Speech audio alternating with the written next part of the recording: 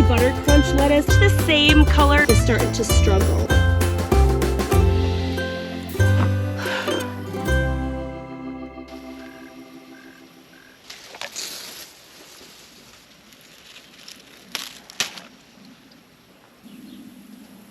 Hello and welcome back to Sage and Stone Homestead. My name is Heather and this is the last good look we're going to get of these pretty flowers. Our frost is coming, and to call it a frost is just a very severe understatement because we're getting a hard freeze. We are getting cold weather like a freight train, and unfortunately even some of our frost tolerant things are probably not going to live through it. So very likely many of the videos on the channel this week are going to be garden related because I'm gonna have a lot to do before the freeze. The really cold part of the freeze comes, I believe, on Halloween night, All Hallows Eve. And this video is recorded on the Thursday before Halloween. So there's not a whole huge amount of time to deal with things. Our pak choi has flowered, some of them. So cool tolerant vegetables like this pak choi can handle temperatures getting close to the teens. You get much below 20 degrees Fahrenheit and a lot of cool weather plants are gonna suffer.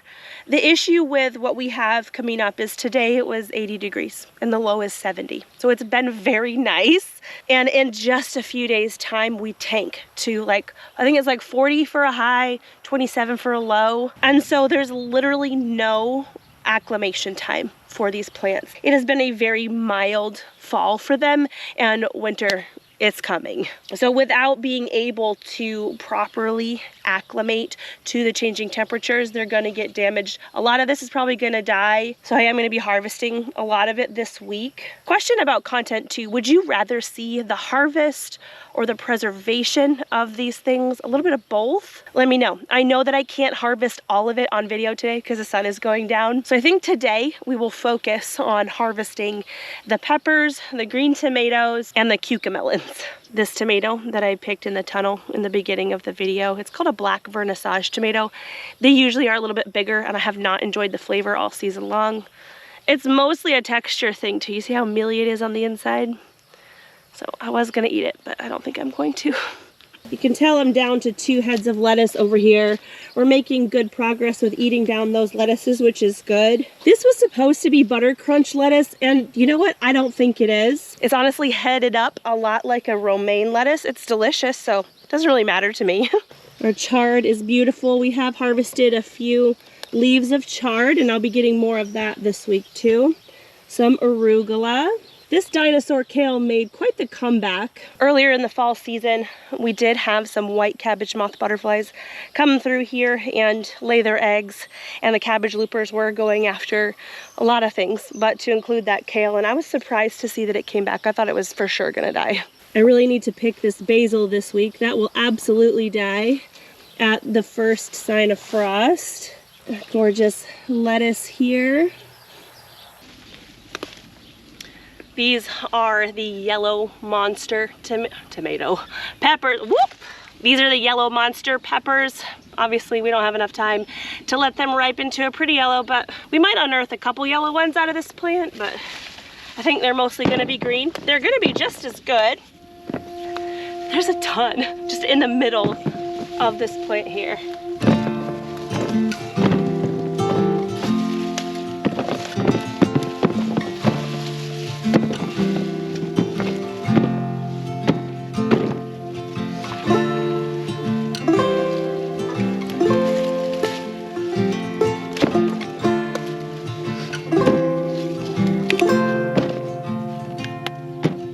These red and purple ones here that look like jalapenos, these are supposed to be black Hungarian jalapenos. These are not hot. I think they're supposed to be, so I'm gonna stick them in here with the green peppers. I do have this separate bin for the hot peppers because I've got a whole lot of sugar rush peach on the end. I'm not gonna worry about being gentle with these plants. They're just gonna die in a couple days. Look at the shape of that one. It kind of looks like an Ajvarsky. It's not. So I've got a couple different types of peppers over on this end that look really similar. One of them is this one, the Sugar Rush Peach. This guy right here. And this one is hot. And then there's this one, which is the habanada. It looks a lot like a habanero.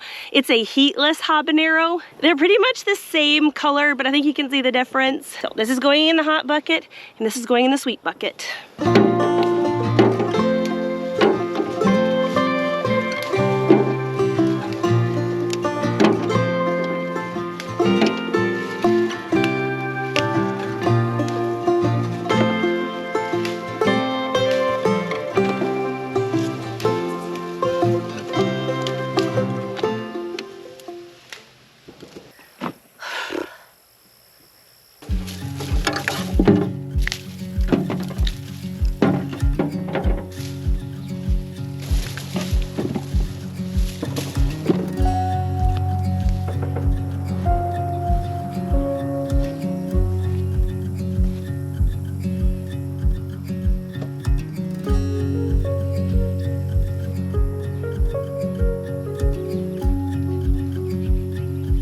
So I know I said we would harvest cucamelons as well, but I am quickly running out of light. I've done a lot of work in the greenhouse this past week, and I want to show you. So the kids will have to harvest the cucamelons sometime this week.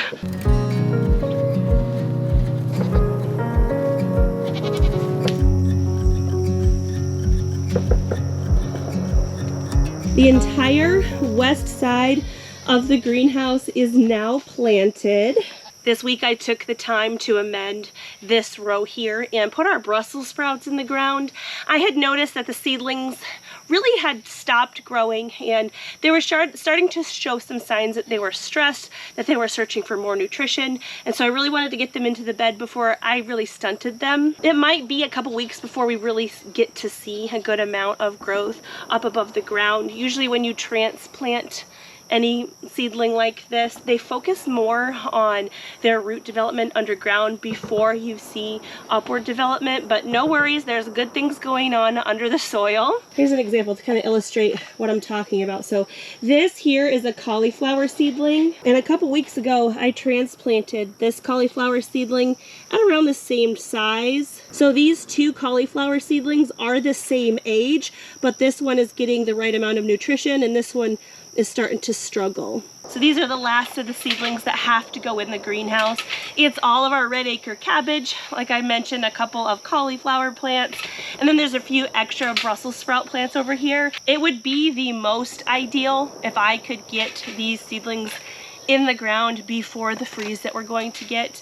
With the sides down, the greenhouse really does retain a lot of heat in the winter, especially if we get a good sunny day before we get a low temperature. But when a plant is in a pot like this, there's a very small margin between the roots and the cold outside air, and they're going to be much more insulated and much more well protected when they are planted in the soil. As you can probably imagine, I'm kind of in a time crunch to get those guys in the soil, but also deal with all of the plants that I have in the raised bed garden that need to be processed and put away this week. So I've been asked before, do I always amend the rows by peeling back the weed fabric like you've seen me do, or do I just amend inside the planting holes as I plant the seedling out? And I've done both. I like to pull back the weed fabric and amend the entire row, mostly because I'm working on this soil here in the greenhouse. This planting space is only a couple years old,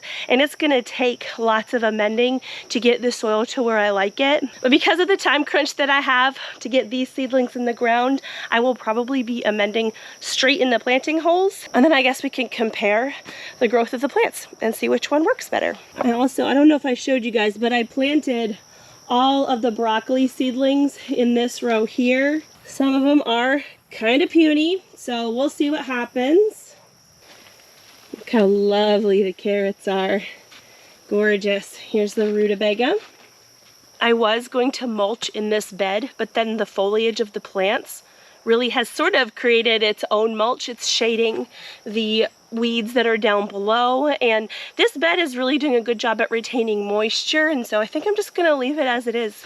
And speaking of mulch, I was gonna bring in a bag of mulch and mulch around our shelling peas that we have down here. We will get weeds growing in here even in the winter time, but I decided not to bring in mulch. What I decided to do instead was plant some sweet alyssum. And I think we have some germination. We also have our surplus pea seedlings coming up.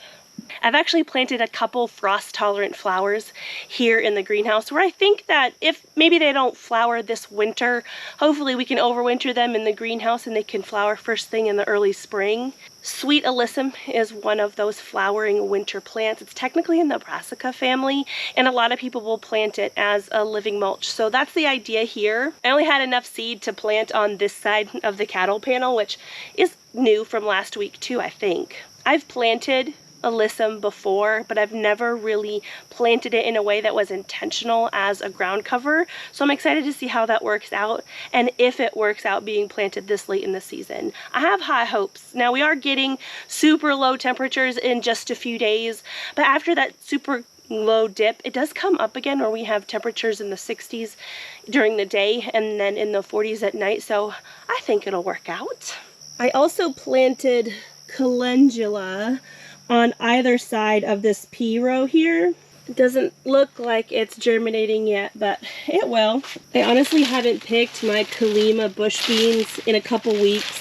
They started to look kind of sickly, so I just left the beans on the plant. The aim is to get some more seed, but if these plants happen to die in that hard freeze, I don't think any of them are really far enough along where they've produced seeds or viable seeds inside the pods yet. This seed is pretty big. It could use a little bit more time, so hopefully we get that. As I mentioned, we need a good sunny day before a super cold night in order to retain pretty much any heat in here. And it looks like we're having some cloudy, rainy days before that super hard 27-degree low. And so I don't have high hopes for the raised bed garden or for these beans or for this glorious tomato volunteer that we've been enjoying all year. Someone had suggested that I save some of these seeds from the yellow currant tomato and put them up on the website because I guess they're a little bit hard to find right now. When I first purchased this seed, I bought from M.I. Gardener, but I know that not every seed is perpetually in stock, so I'll do what I can to make some available for next year for you guys. I swear you plant it once and you're gonna have it forever. Good evening, boys. Our tomato patch over by the goats has been ravaged by the goats, at least the ones that they can reach. You can see where the goats that are in this pasture have reached through and eaten some of the foliage off of this plant. But look at all those. Isn't that incredible? As far as I can tell, it's all this type of tomato, and they're going to probably live in our field forever and ever. Now, what the goats have done here is not ideal for the plant or for the goats. Tomato plants are toxic for goats in large quantities, and we did have a little bit of diarrhea going on in that pen.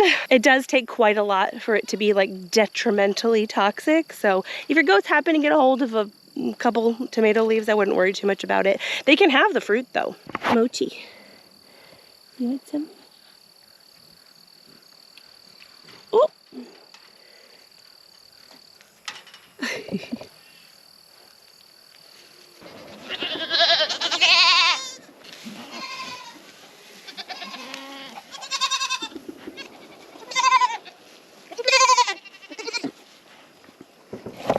They're gonna knock you over.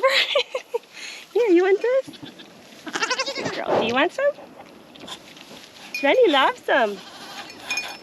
You want it?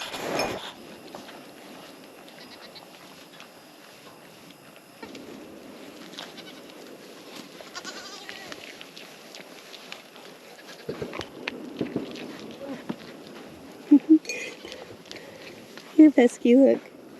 You've got to get it fast.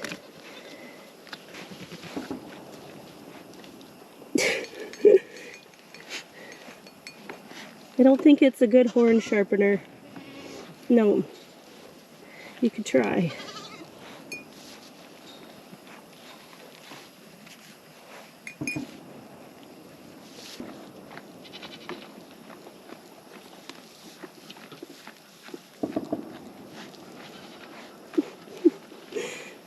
What, you don't like it?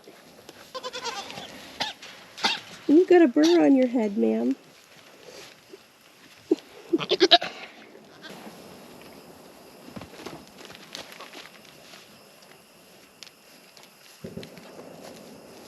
Well, you can lead a horse to water, but you can't make it drink, so that's fine. I'll try to save these seeds and I'll let you know when it's up on the website. Well, we are officially out of light, so let me know if you'd rather see the preservation of the food that I get out of the garden this week, or if you'd like to see me, you know, physically harvesting the food out of the garden this week.